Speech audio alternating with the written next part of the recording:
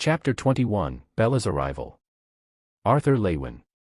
Before we went to sleep, Grandpa wanted to talk to me, so we stood outside observing the night sky. It was a beautiful full moon with thousands of stars shining brightly.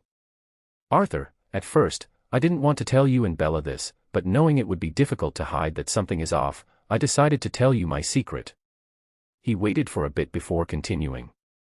I wanted more time watching you and Bella grow, but not everything goes as planned. You going and becoming an adventurer so early, and everything you went through at such a young age. He stayed silent, looking like he was thinking about what to say next.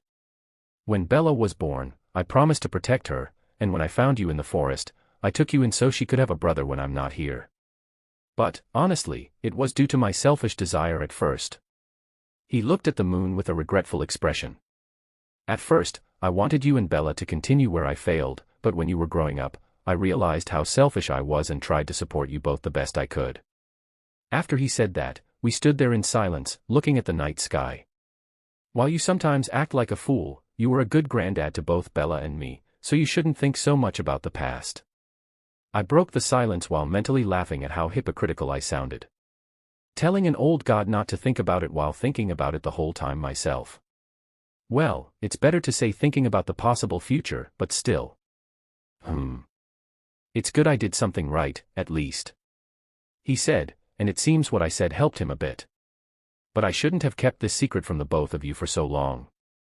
Before you both were born, I'd made many enemies, so I hid in this little village where few people visited.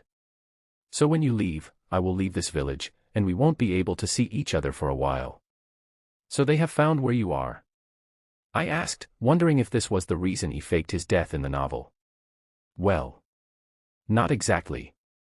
They didn't find me, but someone much scarier found me. He said, slightly sweating while mentioning the scarier person. Who is this person? I decided to ask him so I could avoid them in the future. Bella's grandma. And well, we may be separated on not so good terms. He said like he was talking about the devil and trying not to look me in the eyes. I just looked at him with a dumbfounded expression, not saying anything. I quickly deduced who he was talking about, but I couldn't understand for what reason he faked his death just so he wouldn't be found by her. Hey, the scariest opponent you can face is a mad woman. Remember this, so you don't make the same mistakes I did. He said, shaking me, and I burst out laughing, completely breaking the serious atmosphere.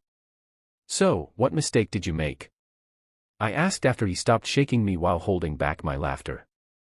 I wanted to make a harem. He said, not looking at me again. Of course, what else did I expect from this pervert? We continued discussing different things before I fell asleep in my room. Basically, his plan is to fake his own death after we leave tomorrow, and when we return another time, we will get the news of his passing from the other villagers. And all this because he is scared of Hera. Can't he just say he is going to explore the world or something? Early morning we said goodbye to Grandpa and left. Due to me being stronger and capable of using magic, I had Bella on my back, running at full speed to Orario. Knowing it was the last time we would visit this village for a long time. As we ran through the empty roads leading to Orario, Bella had the best time of her life, enjoying traveling this way while Sylvie dug her tiny claws into my head so she wouldn't fall off. I slowed down when we neared the gate, and Bella jumped off my back. We walked to the gate where Bella needed to follow the same check I did when I first arrived. Thankfully we were the only ones entering the city from this gate at the moment, so it didn't take us much time, and we entered Orario without any problems. The registration process at the guild went smoothly, so I decided to show her around Orario after she got the Falna, so we went straight to the Stardust Garden. As for Hestia, I'm sure she can find someone. I watched as Bella introduced herself to the members of the Astrea Familia, slightly embarrassed due to being the center of attention, while Astrea and I watched from the sidelines.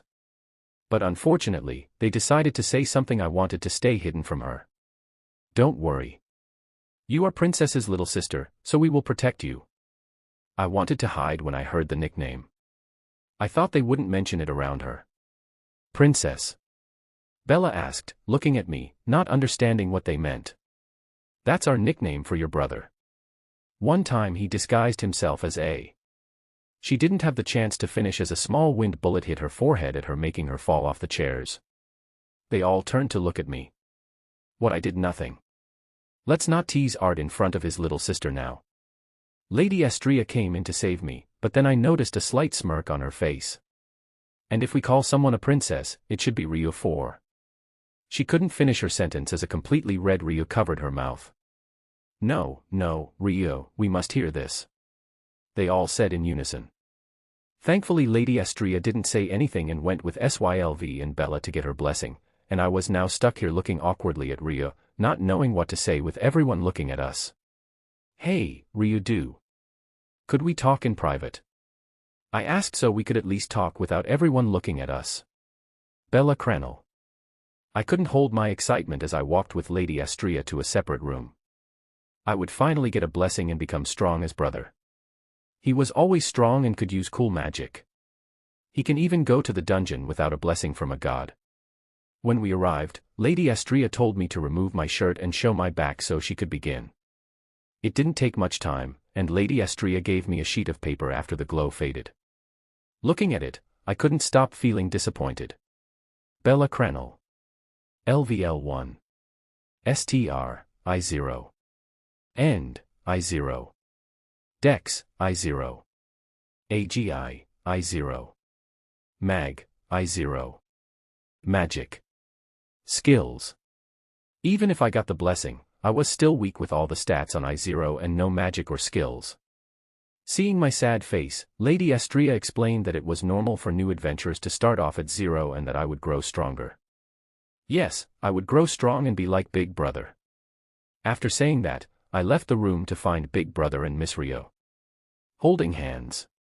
Noticing me, they both looked at me without saying anything before they could say anything. Sylvie got a huge grin on her face. So when do I become a big sister? She asked before starting to laugh.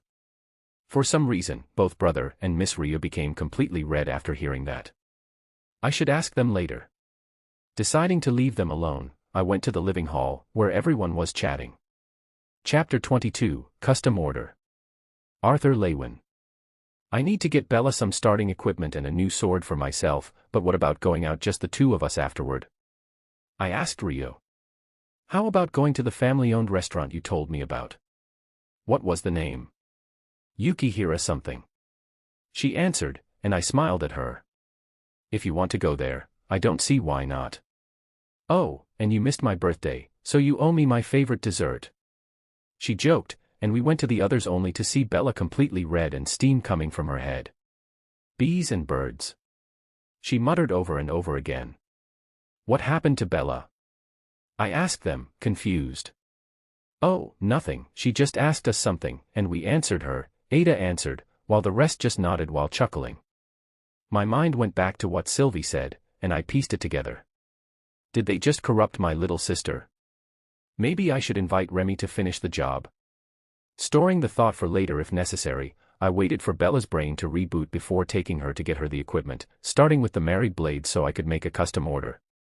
During the years of adventuring, I haven't spent much, so I had enough to make it, and I really enjoyed using the sword I got as a gift from Grandpa, so I wanted a similar one. Entering the store, I saw the sometimes crazy old man who had been selling and repairing my swords for almost 4 years. Oh, if it isn't my favorite brat, haven't seen you for a while, so how can I help you? My eyes twitched slightly, and he smirked. For years and he still calls me brat instead of my name. Hello, Mr. Shiro. I'm here to make a custom order for a sword. I told him with a smile.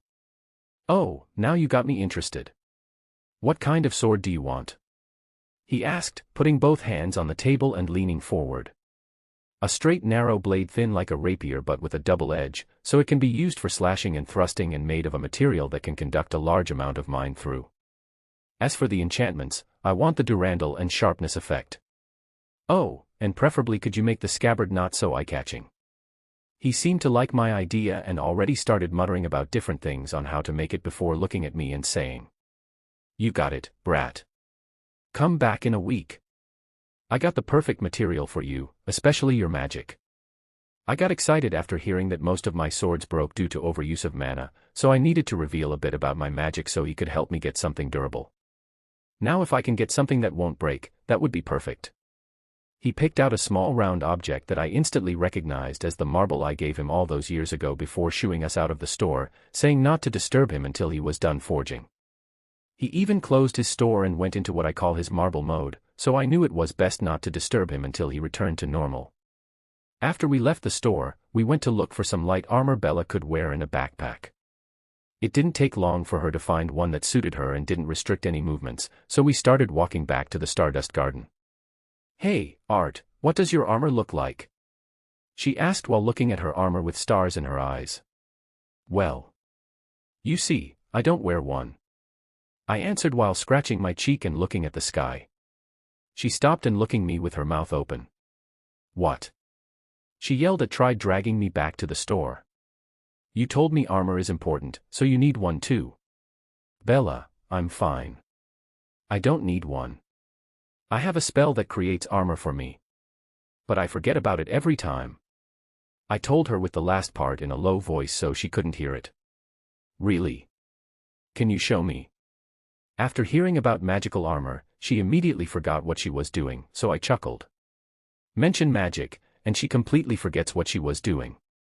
"Yes, I'll show you when we get back," I told her and patted her head. While we are a similar age, she is almost 2 heads shorter than me. Well, I'm taller than most my age and could be mistaken for a 14-year-old. We continued walking towards Mike's shop to buy her healing potions. I feel bad for him. He is a kind, compassionate, and friendly God willing to go into debt to help one of his children, and they just leave him, so I have been buying potions from him. If I were reincarnated here under different circumstances, he would be the first god I would consider joining. Thankfully it hasn't happened yet, so I can only be happy for him. Entering the store, we were greeted by Mike himself. "Oh, Arthur, I haven't seen you for a while." I started to get worried. He stopped for a while when he saw Bella beside me, and who might this be? He asked. "Oh, this is my sister Bella. She just became an adventurer, so we are getting her starting equipment." "Hello, Lord Mike," she said with a bow. I proceeded to buy potions for her, and she needed to drag me out of the store due to the number of potions I was about to buy, with Mike chuckling, looking at us. "Bella, you will need more potions." I tried to reason with her. "I think 20 will be enough for the first floors. What if something happens?" I asked her, trying to change her mind. "I will be on the first floor where only kobolds and goblins spawn, and as you told me before, I will be able to kill them easily after getting the fauna. Plus, what would all those years of training mean if I couldn't even kill the weakest monsters?" "Fine, but just take a few more. Who knows if a stronger monster will appear on the lower floors?" I said, holding 2 more potions in my hand. "You are talking like a minotaur would appear on the lower floors." "Fine." She agreed after a while, so I paid Mike everything.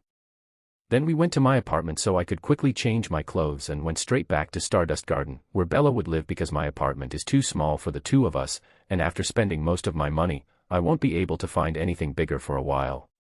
The other members quickly showed Bella her new room while I went to find Rio. Chapter 23, Time with Rio. Arthur Leywin. "So, where do you want to go first?" I asked Rio, who was walking beside me. We just left the Stardust Garden, and I left Sylvie with Bella, so it was just the 2 of us. Rio thought about it for a while before she had a look that showed she had come up with something. "Oh, I know. How about going to see the new stage play? I heard people talking about it and how good it was," she said with a smile, her eyes almost sparkling. "Then let's go," I said with a smile. Most of the time, Rio was calm and composed, so the times she acted like this were fun. It reminded me, especially of that incident a year ago. I chuckled slightly. "What?" she asked, looking at me, confused why I suddenly chuckled. "Just remember when you got scared by that spider and tried and failed to kill it using magic. Of course, the spider escaped in the end, but the dining room was a mess." Her face reddened, and she looked away. "I told you not to bring it up." Sorry, I just remembered it out of nowhere." I apologized while trying my best not to laugh. She puffed her cheeks in faked anger before a smirk formed on her face. "You know, I just remembered it out of nowhere." She paused, and the smirk widened. "Sylvie once told me when you were smaller." "Ah, no. Let's forget about it, okay? I asked, trying not to listen to what she was about to say. I quickly made a mental note to punish SYLV later. I did spend a lot today, so cutting our meat supply should be alright. Only if you never mention that again. I sighed in defeat. Fine. We continued walking, joking around, and it didn't take long for us to arrive at the Familia-owned theater. I bought us 2 tickets, and we went in and found our seats. The play reminded me of the ones I saw in my previous life, but I couldn't remember the exact name, but that didn't matter as we both enjoyed it. After leaving the theater, we walked around the city, checking out different stalls in the market square. They sold things like magic items for kids to more practical stuff like a magically expanded water pouch that could hold double the amount of water. Things like that were created by people with the mystery development ability. It reminded me of the artifacts in Tibet. This world didn't have things like dimensional storage rings, so could someone create them with the mystery development ability, or could I do it without it? A small problem I encountered in the dungeons was the lack of things I could bring back. Most people would hire a supporter, but I would rather have someone like Ryu fighting alongside me. Why are you spacing out? Ryu's voice snapped me out of my thinking. Ah. I was thinking about magic items. I told her, and we walked toward the family-owned restaurant that had recently opened. The restaurant is a Japanese-style special off-the-day type restaurant owned by Joichiro Yukihira. The family came from the Far East to open the restaurant here in Orario. I found the restaurant one day after I bought a new sword and took the wrong turn by accident, and I could say that their food rivals, if not beats, the food served in the Hostess of Fertility. The owner was also less scary, so that's a big plus. Something I learned early on was that Mamma Mia isn't someone you should piss off and that she loves money. We sat down and got the menu. Looking at the menu, there were dishes from different cuisine styles like French, Japanese, Chinese, Italian, and a style called Yukihira style. In the end, we both decided to pick a dish called Mappo tofu meal. A Chinese full-course meal that consists of 1 Mappo tofu dish and 3 other staple dishes. So, how much stronger did you get while I was stuck in the dungeon? I asked her while we waited for the food. I'm almost level 5. I only need something to give the last push, she said, sounding annoyed at the last part. I discovered how hard it's to find a feat that would push an adventurer to the next level. She talked about what she tried to do to level up, but it wasn't enough. Our food didn't take long to arrive, and it looked and tasted delicious. The only complaint is that it wasn't spicy enough. I ordered the extra spicy version, but this is just slightly spicy. Looking at Ryo, who looked like she ate the flames of hell, I suppressed myself from saying rejoice, and gave her a glass of water. Sorry, they must have misplaced our dishes. I chuckled, seeing her drinking another glass as I switched our Mappo tofu. Testing the other one, she smiled. This one is much better, she said, and I chuckled again before eating a spoonful of my extra spicy Mappo tofu. Perfect. How can you eat that with a smile? She asked me, surprised. Because the food is good, I answered simply, and we continued eating and telling stories during the time I was stuck in the dungeon. After we were done, I paid for the both of us, and we started walking back to the Stardust Garden, enjoying the Magicston illuminated view of Orario. Ryo, can you close your eyes for a second? I asked, and when she did it, I took the necklace I bought her and put it around her neck. You can open your eyes now, I said, and she looked at the necklace. It's beautiful, she said and kissed me. When I saw it, the gem reminded me of your eyes, I told her awkwardly, as it was the first time I bought a gift for her as my girlfriend. It's weird to actually think that I got a girlfriend when I reincarnated here. I didn't expect to have one. We continued walking, and as we got close, Sylvie sensed me, so she ran towards us before jumping into my hands. So, how was your date? She asked with a smirk, so I flicked her on the forehead. Good, I even decided to stop buying meat for a while, I said with an evil smirk. Her eyes widened in horror before looking at Ryo. Mama. Tell Papa not to do it. Ryu also had the same evil smirk I had before, saying, you know Sylvie, you should eat more veggies. No. We both chuckled, looking at her cry. Chapter 24, First Dungeon Dive. Arthur Leywin. In the early morning, I collected everything we needed for the day. I brought extra healing potions in case of emergencies and bandages in case the potions were not enough. I also brought mind potions if Bella somehow used magic. Although she had received a blessing and could easily navigate the first few floors, I did not want to take any risks and planned to assist her until she became familiar with fighting monsters. Sylvie noticed the potion flasks almost falling out of my backpack and reassured me that Bella would be fine. Although I attempted to express my concerns, Sylvie cut me off and reminded me that I would be accompanying Bella on the upper floors. I agreed and replied, "Fine." But before leaving my apartment, I packed only 20 extra potions and realized I had no sword. However, I didn't worry, as I could use basic conjured swords on the upper floors. I still had to wait for a week for my custom sword to be finished. After packing everything, I left my apartment and went to pick up Bella from the Stardust Garden for her first dungeon dive. "Have you double-checked to make sure you have everything?" I asked Bella, who let out a sigh of frustration. "I've already checked 3 times, and everything is in my backpack," she replied, sounding exhausted even before we entered the dungeon. "Just one more quick check, please," I requested. "Okay, I'll do it for the last time," she said as she searched through her backpack. After she finished checking everything, we left the Stardust Garden and headed towards the dungeon. Walking down the stairs to the first floor, Bella tried her best to hold back her excitement to explore the dungeon, but it clearly showed on her face. Grandpa even caught her one day sneaking out in the middle of the night just to go to Orario and become an adventurer early. Thankfully, one of our neighbors saw it and told Grandpa. "Doesn't she know it's dangerous for a kid to become an adventurer?" "Papa, you and her are the same age," Sylvie communicated through our mental connection. "Yes, but mentally I am about 20 years older," I responded. "Most of the time, it doesn't seem like it," Sylvie commented.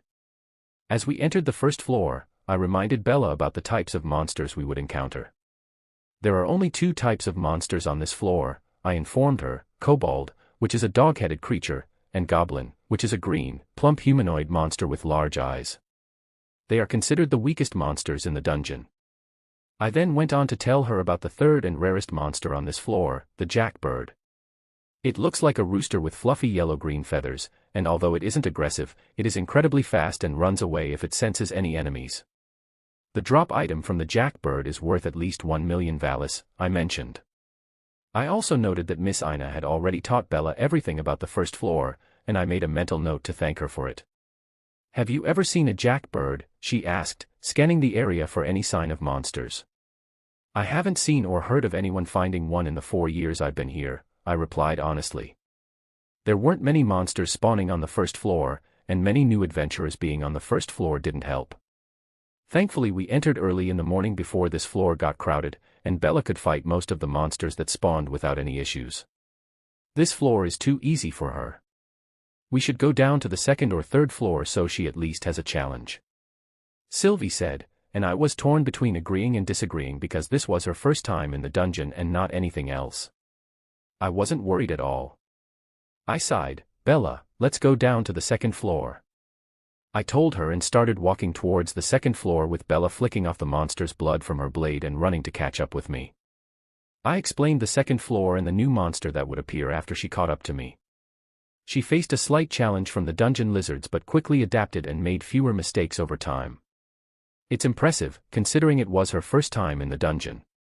The speed at which she adapts makes it so she can become one of the best adventurers in the future.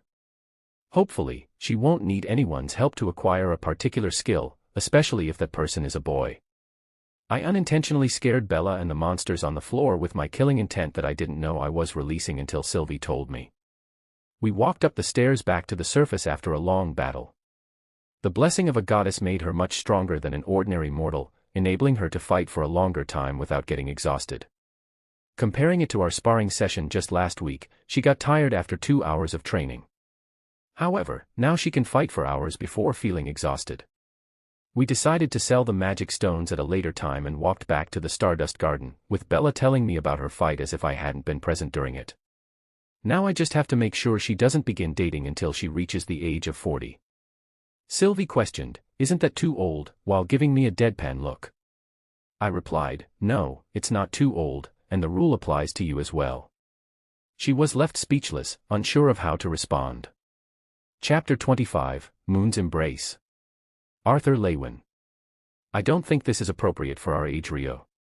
I told her with a deadpan expression while chained to a chair. Don't say it like that. She shouted, turning around so I couldn't see her face, but I saw her ears turning slightly red. Well, you did chain me to a chair while I was asleep. It's not my fault you are so overprotective over Bella that you won't let her enter the dungeon alone, even after 2 weeks. You can't always be there for her. I know you're right, but you should also know I can easily break the chains, right? I asked her, raising one eyebrow. But you won't do that. She said, the embarrassment gone, replaced by a slight smirk. Curious, I asked her, and why is that? Because I said so, and I just remembered a story Sylvie told me. She paused for a while. I think the others will enjoy hearing it. Wow, to blackmail me. But why chain me down then? She didn't answer me and couldn't look me in the eyes. I see, so that's your key. I didn't have the chance to finish as I got hit in the face and fell with the chair. In the end, I stayed chained down until Bella returned from the dungeons. But I have been thinking about runes and how to use them to make artifacts for the past few weeks. Using runes would open a whole new space for magic. Not only would I be able to use them in combat, but I could also make them create a dimension ring. Having some time, I looked around Arario. I found a few books about runes, from the ones found on the Falna to runes used in the past. Then I also have the runes that appear on me while I use realm art. I can use them as a reference, so I locked myself in my apartment, reading through the books and doing multiple tests, like having a rune capable of activating fire when imbued with mana. If I learn how to create runes capable of using ether, I could make the rings and many other things, maybe even a lower form of a spell form. Ether consists of 3 different branches: vivum, existence; evum, time; and spatium, space. Spatium is the ether type that controls the existing space. Its power goes from teleportation to folding space to the user's will. Examples could be teleportation portals and God's step. Evum is the ether type that controls the time of the world. It's also the branch I use for static void and is also used in the god rune Aroa's Requiem. Then the last branch is vivum, also known as the ether of existence. This ether was previously thought to only control life, but actually of 4 types or branches: life, death, creation, and destruction. Now there is one small problem. I don't know where to start. Maybe I could study the gods and their divinity. I quickly scarped that thought. Asking gods to act like test subjects wasn't the best idea. Back to books it is, then. I continued to study the different runes and compared them to the runes from Realm Heart, but this was harder than I expected. Where are the child-obsessed super-genius villainous snakes when you need them? I sighed. Let's think about it later. Now I should get my new sword. I couldn't hold my excitement as I entered the Married Blades. Hello, Mr. Shiro. I greeted the old man, who also had an excited expression and a sword placed on the table. At first glance, it looked like a black rod, but I knew better, having had a few glimpses during the week when he was making the scabbard. You're finally here, brat. Took you long enough to arrive, he said, picking up the sword before giving it to me. I looked at it briefly before taking it out of the scabbard. The blade slid out easily, revealing an almost transparent crystal-like narrow blade that was thin like a rapier with a double edge curved smoothly into a sharp tip. What are you waiting for? Do your magic voodoo and see if it works.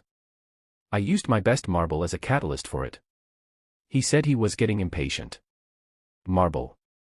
I asked with a raised eyebrow. You think normal metal would work for a sword of this quality? He scoffed. It shows you don't know anything about swords. Now, don't ask questions, and do the magic voodoo, he said, annoyed. Taking in a deep breath, I hoped the blade wouldn't break when I infused it with all the basic elements. Well, let's do it. Why are you not doing anything? I won't need to pay for it if it breaks, right? I asked. Just do it, and don't waste my time, brat. He shouted and hit me with a fan that he got from somewhere. Sigh. No going back now. I started channeling fire, wind, earth, and water mana through the blade. It started changing from being transparent to having 4 different colors circling inside it, giving a slight glow similar to the moon. I smiled. It was stable. The other sword I used until now started breaking down after infusing them with more than one element, and even using one element shortened the lifespan of the swords. Thank you, Mr. Shiro, it's perfect. I thanked the old man and sheathed the sword again. Of course, it is. I made it, he said, looking proud and excited. Did you decide on a name for it? I asked him. Moon's Embrace. Chapter 26, Testing a New Sword. Arthur Leywin. Moon's Embrace, I repeated while not leaving my eyes off the beautiful blade. I have used so many swords in the past 4 years, but none of them could compare to the beauty of this one. While I couldn't say much about its sharpness until I tried it, the feeling I get while holding it makes me feel like no other sword could stand a chance against this one. What about the enchantments on it? I asked Shiro, who had a smug expression on his face. Haha. As you asked, this beauty got the Durandal and Sharpness enchantment. Then I added a few of my own enactments. He paused as his grin became bigger. First, we have the adjustment enchantment that will make the sword adjust its size to fit the you. Then I added an anti-theft enchantment that will make anyone besides you and me unable to unsheath it. He explained, and I couldn't help but be thankful for them. While I never had anyone steal my sword, it's better to be safe than sorry. Thank you, Mr. Shiro. I will put it to good use. I thanked him and couldn't hold myself from running straight to the dungeon and testing it out. He could probably see it, so he sighed, just go and make sure not to break this one otherwise, I will hunt you down. He said in a threatening tone. I won't. Probably. I said and scratching my cheek and backing towards the door, have a good day Mr. Shiro, I shouted after leaving the shop, having already paid for the sword a few days ago. I ignored the threats he was shouting and walked toward the dungeon. I couldn't hold my excitement. This is maybe only a sword, but being an adventurer who uses a sword as my primary weapon with the addition of magic, finally having a weapon that will allow me to use my magic to its full potential without destroying the weapon. At moments like this, I really feel like a real kid. A kid who is excited about a weapon that would easily kill my opponents. Entering the first floor, I quickly made my way toward the 10th floor while avoiding the weak monsters. While I like killing goblins like the next guy, I don't want to spoil my fun of testing the sword on a weak monster. Walking for a while, I encountered my opponents. It was a group of orcs. They are huge pig-headed monsters that can reach 3 meters in height. It wears its old hide at the waist like a skirt. It possesses enough strength to cause some level 2 adventurers to be unable to continue fighting after receiving a direct hit. While still weak, it will be enough for a test. Augmenting only my feet, I leapt towards the group, and with a clean slash, my sword went through the monster like butter. I grinned as the other orcs noticed one of them die and started charging toward me, ready to kill me. Now, let's have some fun, I said and dashed towards them, sliding between the legs of one, and I spun around with my sword cutting the legs off without any resistance. The orc fell head first onto the dungeon floor as I jumped in the air before landing perfectly behind another orc who got his magic stone pierced. Sensing an attack coming from behind, I spun around, slashing the hands of one orc and then kicking his head off his body. UPS.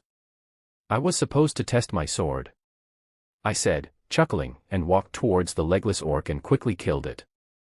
Not bad, I said, looking at the blade. Its sharpness could compare to my first sword while being augmented. An evil grin formed on my face as I chuckled like a villain in his evil hideout. How sharp would the sword be if I augmented it, and that's even without using any elemental mana. Remembering the attack that destroyed my first sword, I kept myself from using it. While I tested infusing 4 elements into the blade, I didn't want to risk it just to satisfy my curiosity. But what if I augmented it with 4 elements and their deviants at the same time? No. Arthur, don't do it. I slapped myself to stop thinking about different ways to give Shiro a reason to kill me, and as everyone knows, people die when they are killed. Yeah. That would be bad. If there is something I learned about him is that he becomes scary when one of his swords is broken. My mind flashed back to when he chased me around Orario for hours. I shivered just remembering it. I shouldn't do anything stupid that would break it, and I don't have the money to buy a new one if this one breaks. I continued killing every monster that appeared and continued going down until the 16th floor before I decided it was enough for my test and decided to return home. How is it going, SYLV? I asked her when I returned home and saw her absorbing a magic stone I got on the deeper floors while I was stuck in the dungeon. I kept a few of the more mana-dense ones so she could get stronger, and sometimes I even take one for myself. Good, I have gotten much stronger, she said and got a smug look on her face. Yeah, then we should try out your new strength sometime. The deeper floors are almost always adventure-free, so you could use your true form there and train, I said and chuckled and started preparing food for us. How is your new sword? I could feel your excitement through our link. It felt like a child who got a present. She asked and looked at me teasingly. It's the best sword I ever had, I told her and showed her the sword. Wow, it looks similar to the sword in your memories. What was the name? Dawn's Ballad, she said, observing the sword. Yeah, it looks similar, but I feel this one is better, I told her with a grin. But let's not think about swords now. I want food. I chuckled at her. She hasn't changed at all, I'm on it. Chapter 27, Colosseum. Arthur Leywin. Waking up in the morning due to Sylvie's annoying voice demanding food, I sat up and glared at her. Just as the good part of my dream was about to happen, she woke me up. You just thought something bad about me, didn't you? She said, giving me her own glare. How did she know? While we have a mental connection due to the bond mark, I could block some of my thoughts from her, so how did she know? You shouldn't think bad things about a lady, she said with an angry expression that didn't work on her cute fox form. I don't see a lady anywhere. The only thing I see is a lazy lizard. I joked, but she didn't like it and attacked me with her claws. Sorry. I'm sorry, SYLV. I shouted and tried to get her off me. HMPF. You better be. She growled and turned around, walking to the kitchen. Sigh. My daughter is going through her rebellion phase. I fake cried but got ignored. I took a few minutes to leave my bed before entering the kitchen and started making breakfast for us. What should I make today? I muttered while looking through everything I had in the magical item that worked similarly to a fridge. I sighed, looking at the ingredients for a while, a few veggies and leftover meat. My food wasn't anything special, but it wasn't bad either. Ryu said it was good. But for some reason, the rest always offered to make the food instead. I wonder why. Sylvie never complained about my food. Let's just put it together and see what happens. You ready to stretch your legs, SYLV? I asked her through our mental link. Q. Yes, I haven't used my true form for months, she said excitedly. Our goal is the deeper floors where other adventurers wouldn't see us, and she could use her dragon form freely. Another plus of going deeper down the dungeon is that the floors become bigger, so she wouldn't hit the ceiling while trying to move around. Using Mirage Walk and Illusion Magic to be invisible, we quickly arrived at the 29th floor, where I decided to warm up slightly. The upcoming floors consist of 2 regions, but the important thing about this floor, at least for me, is that there are dungeon crops, such as fruits, that can be eaten. I used the chance to collect lots of fruit for 2 days, and we continued going down to the 37th floor. This floor is the start of what is considered the deep floors. The 37th floor is known as the White Palace, as the walls, ground, and ceiling are colored white, with the floor being a giant labyrinth. The floor is on a different scale than the floors above it, as the space between hallways, rooms, and walls is huge. The entrance to the 38th floor is located at the center of the floor, which is where the monster Rexudius is located, and around it are 5 huge circular walls that adventurers have to navigate through to reach the center. The walls are numbered 15 starting from the innermost wall, and the area between 2 walls is referred to as different rooms. The Udius area inside the first wall is the throne room, and from there, the knight's room, the warrior's room, the soldier's room, and the beast's room. But what I'm after today is the warrior's room. In the eastern area of the warrior's room, there is a place known as the Colosseum. It is the largest room on the floor, where monsters constantly fight each other. The room spawns monsters non-stop until a certain amount is reached, which is quickly replenished each time it decreases, being an unlimited supply of monsters. And with unlimited monsters comes an endless supply of mana stones. We plan to change between fighting the monsters. While one fights, the other will protect the other, who absorbs the mana from the magic stones. Having already told everyone I would be gone for a while, we aren't going to leave the dungeon until we both reach the White Core stage. If my calculations are correct, it will take about 2 weeks to reach White Core. And that includes a few hours of sleep every day.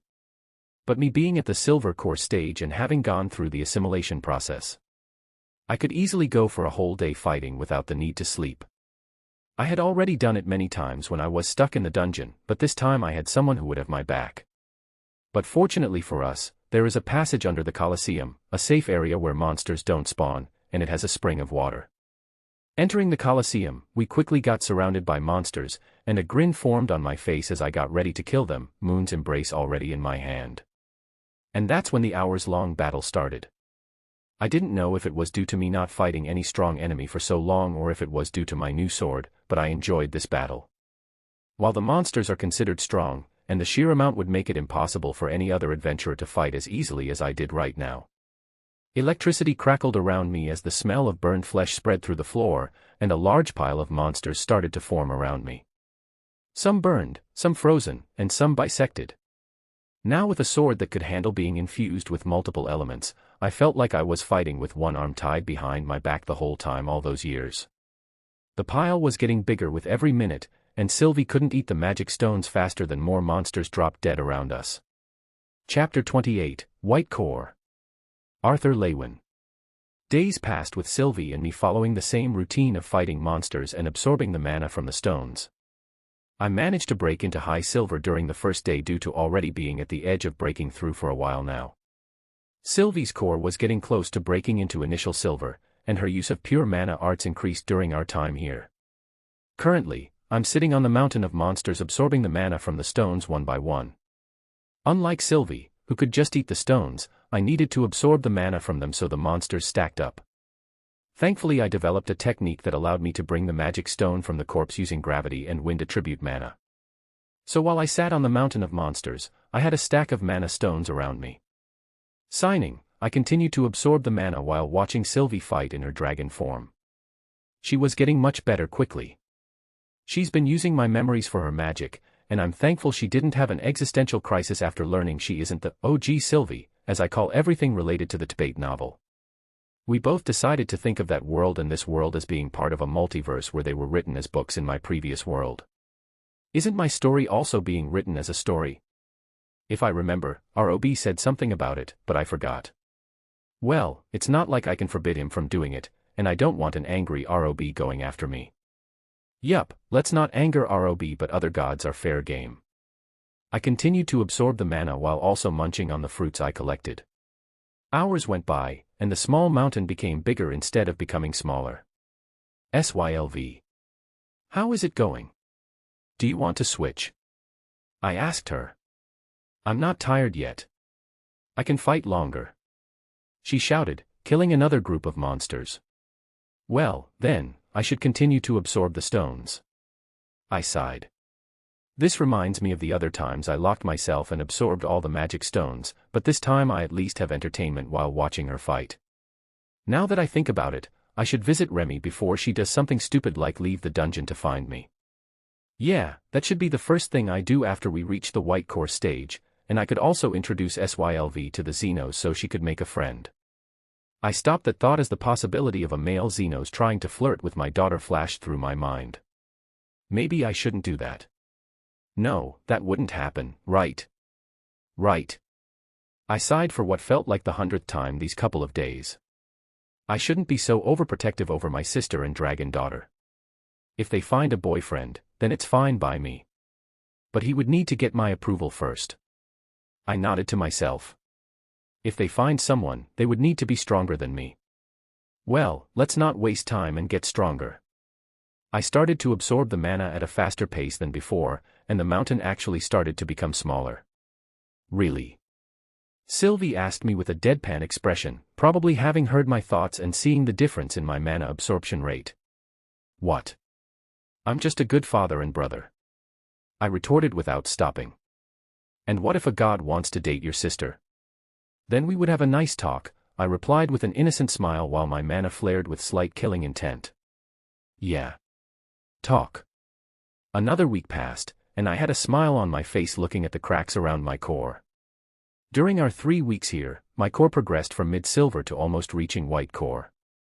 At the same time, Sylvie had the biggest progress going from dark yellow to mid-silver.